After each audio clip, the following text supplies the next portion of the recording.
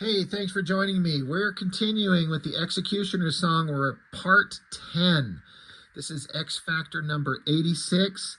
And this is one of my favorite books in the entire crossover series here, specifically because of the art. The story also works really well. I feel like it's paced just fine. It's got all these beats that move the story forward, and there's some humor and there's some drama, and it's just got everything. This one stuck out in my head for a long time. I remember when I was reading it when it first come out, and then I just kind of sat here and went through it again before I started recording, and I was just like, man, this chapter is really good. And I don't know, I might be crazy, but there's a little microscopic argument for this might be the best Jae Lee the best book that Jae Lee's done in this era, almost better than anything else he's done. And that's saying something. He's got such a distinctive style. He'd been working on Namor and moved over here and did a couple issues of the X Factor comic. And this is actually his last one. The next issue after this, Joe Quesada comes along and he does a good, decent run on it. And then I'm trying to think where Jae Lee goes after this. I think it's right after this, because this is 93. It's probably went on to go get hooked up with, he did that 3-issue Youngblood Strike File for Liefeld, and they did that Wildcats trilogy for Jim Lee. I don't know that he did something, what else he may have done in this era, but this book, I just was like, the artwork in this is so good. And it's weird because Jae Lee takes some shortcuts, whether it's for speed or just a stylistic choice, I don't know. And most other artists, I would kind of not give them much of a pass for the shortcuts that they take, like I see here. But for some reason, Jae Lee just makes it work. So we'll look at all of that as we go into it. But again, we all know the story. Professor X was shot. It looked like it was Cable. So the X-Men were hunting Cable down because Cable had been missing since the storylines that were going on in X-Force. And we know that Strife is actually the one who shot Professor X. The professor is on the verge of death. And so the X-Men are both simultaneously trying to capture Cable, trying to figure out what's going on with Strife, and trying to save Professor X's life. And to that end, they grabbed onto Apocalypse, because the techno-organic virus that's killing the professor is something that I think Apocalypse designed, he created. Either way, he can save the professor's life, but of course we don't trust Apocalypse, but everyone has a mutual enemy, including Apocalypse, in Strife. So, blood enemies, the X-Men and Apocalypse, have a mutual goal that they have to work towards. And part of that is, the conditions is that Apocalypse, we need your help. You're going to save the professor, right? That's what you're going to do. The last issue, Jean Grey and Scott Summers, they had been kidnapped by Strife since book 1, I think, and they've been imprisoned and tortured by Strife.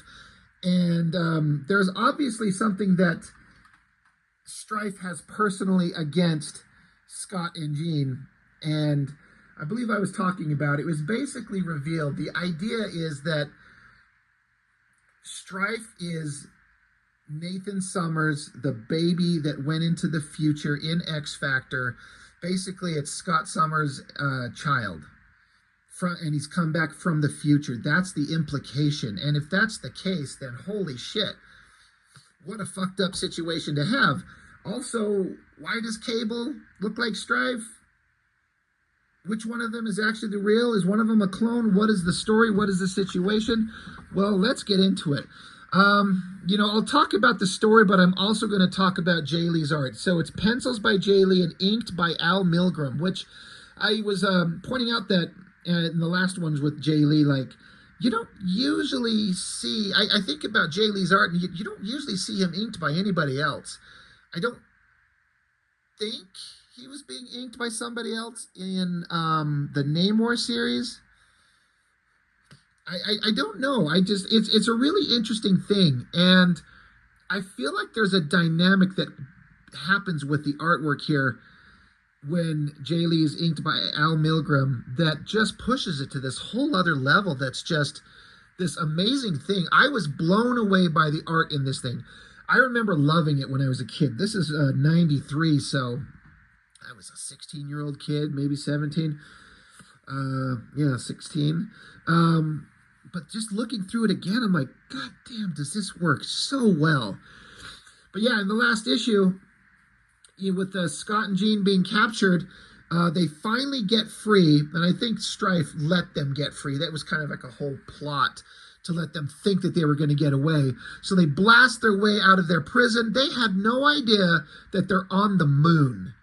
If they would have known that, they wouldn't have just like, we're going to just blow open the wall and jump out. Well, they jump out into vacuum on the moon, and that's where we start. The last issue, the last page, they're like falling through the sky. They can't breathe. They're gonna die. And Wolverine got the like a psychic connection sense to Jean Grey, and he's like, holy shit, they're on the moon. This is bad. There's no way we're going to get up there and save them in time. So that's why we're here with this scene. I love the poses. I love the blocky shapes and the inking, the shadow design work, the weird pose. It doesn't make any sense, especially Jean Grey, but it looks so good. I do not understand these white bars. It's a weird designy element. I don't understand them. I don't dislike them. It doesn't ruin anything for me, but it's really weird. But yeah, they're on the moon. They're gonna die. But the artwork looks fantastic. So then it cuts over to this great double-page spread. Wolverine, who kind of figured it out, he kind of pieced it together. He's up with Cable and Bishop up in Cable's little, I think he's in a space station orbiting Earth or something like that. But that's where Wolverine's at. So he's calling down to the X-Men to be like, dude, they're on the moon. It's the only thing that makes sense. And so they're all kind of like a look of shock, like, what? Really? That's where they're at? There's no way. How could that be? Once again, loving Jae Lee's art and his design sense. Like, there's no backgrounds here. It's just Wolverine on a computer screen and this weird, like, negative space cutout and then like a zipatone put in here. It's so weird, but I kind of dig it. And then every one of these faces looks amazing. I love this Iceman. Let me bring it up there. Kind of just the basic kind of shapes of the shadows for his ice texture. Beast down here looks great. That's Lorna Dane. You know, she's attractive. You got Archangel, Havoc, Val Cooper, Storm, Psylocke. This Storm also with like the white of her hair and the kind of, her outfit's not exactly white, I guess I don't know exactly what color it is, but the way that Jae Lee uses the design sense with the white negative shapes to kind of make her hair, this just looks so cool. I am super into that. And again, I wonder how much, like, I would love to see the pencils on this and how much Al Milgrom kind of contributed versus what Jae Lee put down. But it feels very Jae Lee. So I feel like he was putting in some really good effort. He's probably getting a really good payday off this shit, too. But they're like, what? How could he be on the moon? So they're like, how is that possible? So Wolverine's just like, it's the only thing that makes sense. He's like, we've just been trying to figure out where they're at. We couldn't figure it out. Nothing made sense. But then he says, you know, Jean Grey's been trying to broadcast like a telepathic SOS is what Wolverine's basically getting at, but she couldn't. But he says, I think she finally managed to. It just barely got to me to the degree where my subconscious had to let me know I had an incoming call. And so he shows how he was like carving shapes onto this table with his claws, which is like, it's representative of the moon. That's like a subconscious thing that got blasted to him. He says, it barely got to me, like I was saying, to the degree where my subconscious had to let me know I had an incoming call. but she reached me, intentionally or not, since I'm the one guy aside from Scott she feels the closest to. And so Iceman and Beast are like, just how close is close? Storm's like, don't worry about that. But like, she's like, Storm's Wolverine, are you picking up anything else that could be possibly interpreted as a telepathic call from Jean, consciously, unconscious, or otherwise? And Wolverine's like, no, which means nothing or everything. So I like how they're figuring out the story. And again, just talking about Jae Lee's art, it's an interesting design element choice to just have Wolverine up here on this giant screen that they're looking at him on, but you just see his lower jaw. No eyes, it's just his mouth. It's so weird, but I completely dig it. Beast here, the shadows on him look fucking great. Iceman, again, looks awesome. Storm's face, this profile of her face, these nice thin line drawing, perfect eyes, nose, and mouth. It's so beautiful. And then Wolverine, it's another interesting choice to just have like his nose and his mouth and then just a bunch of shadow. Every one of these shots is an interesting compositional choice. And I was just looking at it going, this just works. And you can see Jae Lee doing some economical shit to get through the pages. There's like sort of backgrounds, but they're just like basic shapes. No backgrounds. But I don't care. It works. I know what's going on. I'm following it. So we cut to Scott and Jean up on the moon. And, Wolverine's kind of continuing. He's saying, the way I see it, there's two possible scenarios. Either Jean came to, sent a cry for help, and then passed out. Or the scarier option, Jean and Scott broke out of the headquarters, not realizing where they were. And Jean's broadcast was a fear-boosted scream because they're out on the moon's surface, freezing to death and suffocating. And if that's the case, we'll never reach them in time. So it's very ominous. And we get great Jae Lee artwork of them being out there on the surface of the moon. So they're showing them suffering, freezing, not breathing. Every one of these panels is like a torturous shot of them in a horrible environment. It goes on for like 2 pages. The moon is a vacuum. They're going to survive only for a few seconds, but it's really dragged out because, of course, a little bubble appears around them, and Strife has come on scene because he's basically let them go. Gives them air. But again, I've got to talk about the art. This is such a great face shot on Jean Grey, a really stylistic thing with their hair, on these cool stylistic shot choices with the heavy shadows on Cyclops, their hands as they reach for each other, and then they grab each other, and they're like slowly walking as best they can to get back to the structure, but they're not going to make it. They collapse, they look at each other, and then suddenly, boom, air's around them, like, oh shit, we can breathe. Again, economical art, just a silhouette with this little red eye visor thing there in both of these panels. Like, holy shit, we're breathing. Breathe slow, it's okay. And then Strife, he's like, well, isn't this cozy? This is a really popular shot of Strife. I remember this being kind of shown around a lot. Very simple. Just get his mask in there, kind of his upper body armor, and then a red cape, and then just blacken the rest of it in. Put a star field in the background. Throw a bunch of ink splatter on the sides. Not that complicated, but perfectly effective. So cool. Like, I'm loving all of these pages. So, Strife's there. So now we go back to Wolverine, continuing the conversation with Storm. But this time we're at Wolverine's location with Cable and Bishop.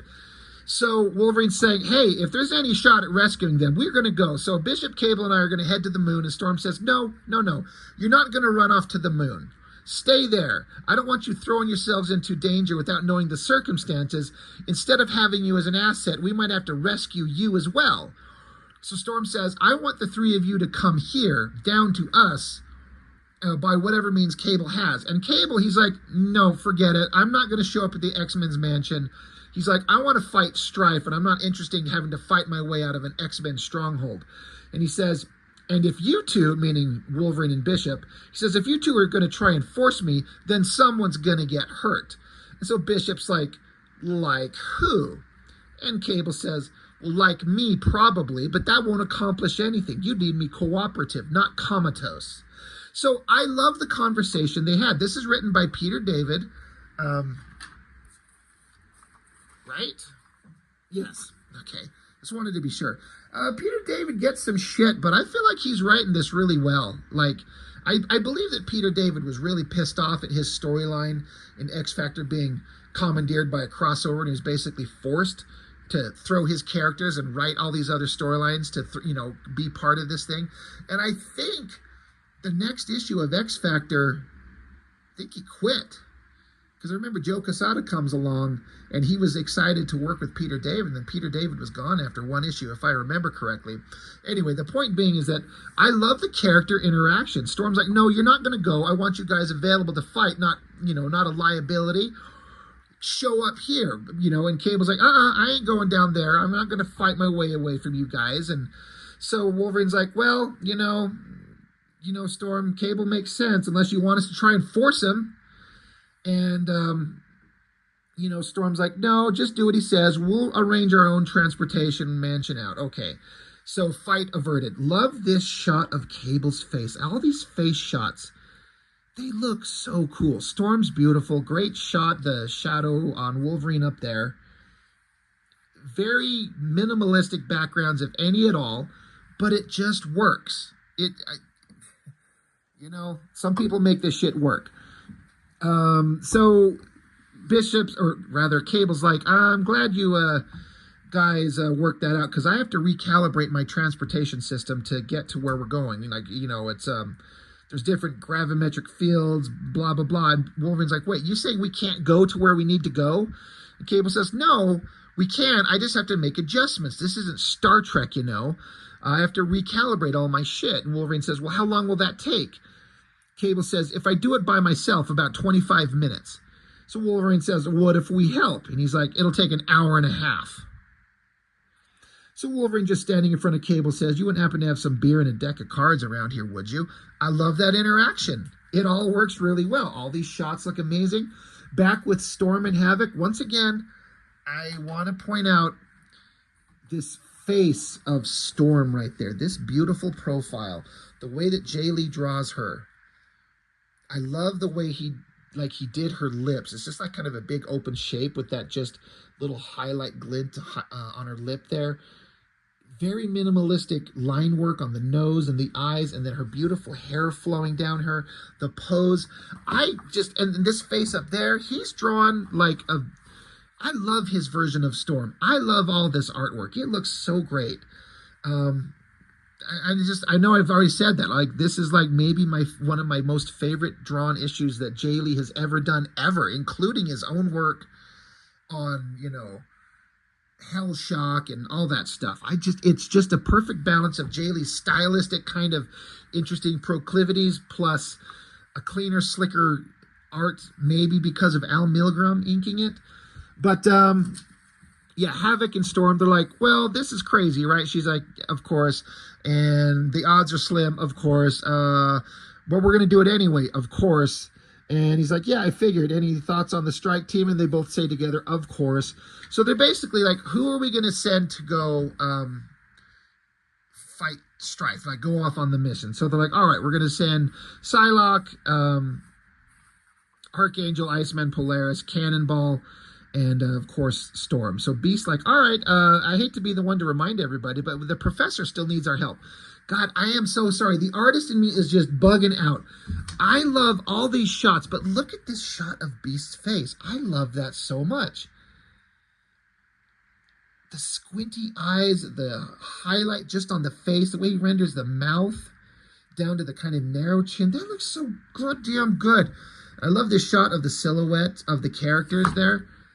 That is just, I love it so much. But they're like, the Professor still needs help, we got to solve this problem first. And then so Archangel, he's like, no, we know. So they're like, all right, we Apocalypse, who joined up with the team but needed some rest in the last issue. Archangel's saying he should be rested by now. Now's the time, so let's go. And oh, by the way, the other members of the X Factor team have been eavesdropping in. This is Peter David, it seems like, wanting to keep his team characters that he was writing and actually interested in involved in the book, even though they're not any major players. So back up on the moon, we got Strife talking to Jean and Scott, and he's just torturing them. He's just going on. He's giving his big villain speech. And Jean's like, what do you want from us already? What is the purpose of this torturing us? What are you doing this for? Like, they just want answers. Cyclops says, don't bother asking him. He doesn't need a rhyme and reason. He's just a nutball. And that really pisses Strife off. He's like, oh, really? Really? You're all innocents, aren't you? Self-righteous fool. You destroy innocence. And so Jean's like, Scott, there's something more here, something more going on. And they're like, oh, it's getting hard to breathe. And Strife's like, yeah, this bubble I put around you, there's not a lot of oxygen in it. So you're moving through your oxygen real fast. But so he's like, all right, I'll give you another chance. Let's move on. So now we get Apocalypse. He's in like a cell, like in the X-Mansion, which I can't imagine what kind of like jail cell the X-Men would have in the mansion that could actually contain Apocalypse, but it's all for show. Look at this awesome, almost silhouette shot of Archangel here with his design elements on his costume, just highlighted, and then his eyes. He makes Archangel look really ominous. I've always said that Will Spertasio is, in my opinion, the guy who draws the coolest Archangel, but Jae Lee's version here might. Yeah, there's a case I could make for him being the better Archangel artist, but I'm just loving this work so much. But yeah, they ask, Apocalypse, you all rested up? And he's like, yeah, your concern is most kind. And Archangel's like, yeah, it's not like that. These people are taking my word that you're going to help Professor X, so I'm here to make sure that you're going to do what you say you can do. And so Apocalypse points out, is like, one of the reasons Strife sought to kill me was his knowledge that I could undo the techno-organic virus. So, that's why Strife went after Apocalypse and tried to kill him.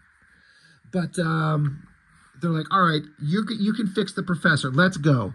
So I left a simple little silhouette shot of a hand pushing the button on the controls.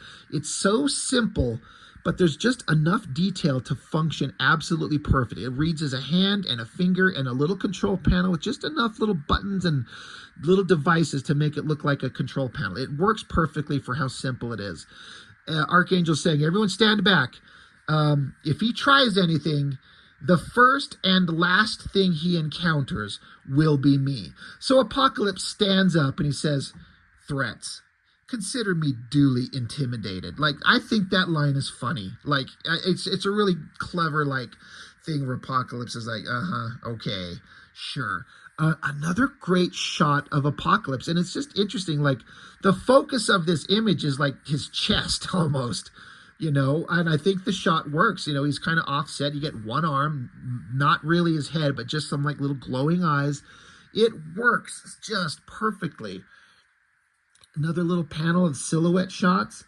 And then these panels down here get into some kind of the extended story that was going on in X Factor, specifically separate of this X-cutioners song.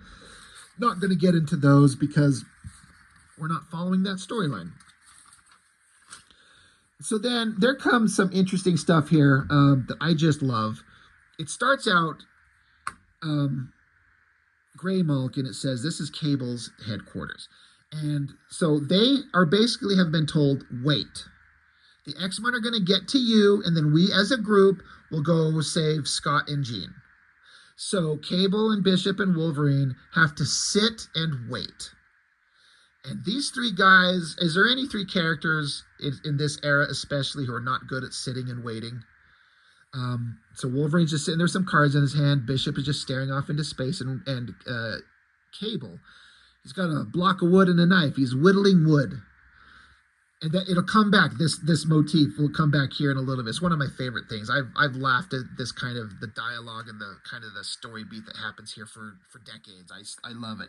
But back with Apocalypse, there he is. Another incredibly ominous shot. It's fucking good. But there's the Professor X, and they're like, are we going to let this guy, this is the professor, he's going to kill him. And like, we don't have a choice. So Apocalypse just kind of picks up the professor's wrist, and he's looking at him. He's like, yeah, the virus has invaded everything from cardiovascular to neural. He's beyond medical help. There's nothing you guys can do. He's dead. He just has to die. So Beast is like, well, can you help him? And Apocalypse says, yeah, of course. It just requires this device that he pulls something out of his belt, just a little mechanical thing. He says, this device and 90 seconds. And Beast is like, you going to tell me what that is? And Apocalypse is like, nah, I ain't going to tell you shit. So he just plops it onto the professor's chest, and they're like, oh shit, what is he doing? And then this might be a little hard to see if you don't know what you're looking at, but basically it's a silhouette of the Professor X's mouth. He grits his teeth, and then he opens his mouth, and the techno-organic virus just explodes out of his body, and everyone's freaking out because this doesn't seem like this isn't how you'd fix the guy. Sorry, I probably had my book off center on this entire video. You have to forgive me. Beast is like, he's expunging the virus. And he's like, no, wait, he's making it worse. The virus is completely enveloping Xavier. So the X-Men are like, shit, we've been betrayed. Apocalypse he's going to kill him. And Archangel spreads his wings out, and he's like blocking the X-Men. He's like, no, let Apocalypse do what he has to do. So we see the Professor's body like rising in the air, energy pouring off it, and Apocalypse reaching towards him, energy enveloping him. And so Val Cooper and Havoc, they're like, Archangel's been taken over. Apocalypse has control over him again. He's going to get Xavier killed. Again, look at this awesome silhouette of Archangel's head and this mask design. And then this close-up of his face. So cool. I love it. But what is happening with the Professor? What is going on? This page is more panels of the pre-existing story that was going on in X Factor before the crossover. Not going to worry about that. But down here, we got the same shot that we had over here with Cable, Bishop, and Wolverine. Exact same thing, except the thing that Cable's whittling away at is starting to take a little bit more specific shape. So again, time is passing. They're being calm. They're being good. Got his cards, staring out in the window. Cable's working on whatever the hell he's carving. Back with Strife. He's up here on the moon, and he's still yelling at Scott. And he's just going on a big megalomaniacal rant like he would. He's got something very personal against these guys. And again, is this Nathan Summers, the kid who got sent into the future, and he's coming back because he hates him for doing that? But they don't know that yet. But they basically, Strife is like wanting them to beg for their lives. And Cyclops is like, I ain't going to beg for shit. I don't want your help. I'd rather die than throw ourselves on the mercy of someone like you. And they both pass out. And it's in that moment where Strife takes off his helmet and throws it down. He's like, look at me. Look at what denials and cruelty have done to me. Look, I order you. I order you. He's screaming at them, but they're passed out. So I imagine he has to know that they're passed out, but he's just... Did he want to reveal himself, or he knows that they're out, so it's just kind of like a symbolic gesture to remove his mask and reveal what he looks like underneath? And then he just kind of collapses, almost sad. So there's something going on. Meanwhile, here's the wrap-up to this Cable, Bishop, Wolverine thing, where we've seen 3 panels of it. They're here to start, and then they're here a little bit later. Time is passing, and then right here, same thing, and you can see that Cable is carving a little wood figurine of Domino, which is cool because those two have been established, have been in a relationship. So they're sitting there, and then Cable just stops, and he says, I'm bored. Wolverine says, me too. Bishop says, let's go, and Cable says, we're gone. I just love that interaction. I think it's so great. They tried so hard. These are men of action. They want to solve problems. They are not going to wait for the X-Men to get up here. They tried. They tried their best, and they're like, I'm bored. Me too. Let's go. We're gone. Boom. They all just mutually decided, fuck it. We're going to go. Let's go start some shit. I love that character beat. And I've loved it for decades since I first read it. It's so great. Like I said, I was 16 when I read this. I'm 48 now, and I still geek out at how funny I think it is. It's just a great thing. But back with the X-Men, Archangel's keeping all the X-Men back, and they see, Professor X here and Apocalypse's ominous, like, techno-organic face in the background, and the X-Men are about ready to start kicking some ass and shoving Archangel out of the way and interfering. And Archangel says, all you'll do is fuck things up. Just stop. Just watch. And then right then, boom, the professor drops to the ground. And this little like robotic bug thing is skittering away from his body. And Apocalypse stomps on it and says, the operation is over. He says, in case you're curious, I accelerated the virus's growth beyond the point where it could replicate itself properly. It feeds on biological matter, and I stimulated it so radically that Xavier became insufficient to sustain it. So it sought out additional nourishment, and it found me to be somewhat unpalatable. And so Beast just says, as do we all, which is another funny line. Like, Beast is like, yeah, we all do. So what now? They say. And Apocalypse is like, let him sleep for a time. Once he wakes up, he'll be fine. He's done. It's fixed. And so Storm comes up to him, and I like this part. She comes up and she thanks him. She says, Apocalypse, thank you. You have my gratitude. If not our trust, you have my gratitude.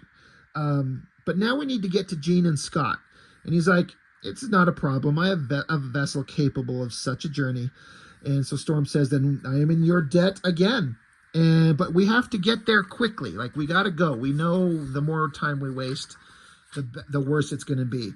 Meanwhile, the final page, up on the moon, Storm saying, because Wolverine and Bishop alone are already hot-headed, self-confident combination working with Cable, I think they will want to take matters into their own hands by going ahead to the moon, which is exactly what they did. So there they are, Wolverine, Bishop, Cable. They're at a door. They pop it open, and inside, oh shit, it's Apocalypse's soldiers. What the fuck are they called? You know who they are. But basically, it's ending with, oh shit, we got to fight our way through these guys, of course. So it's saying that it wraps up in X-Force 18, but I don't think it does. Hold on.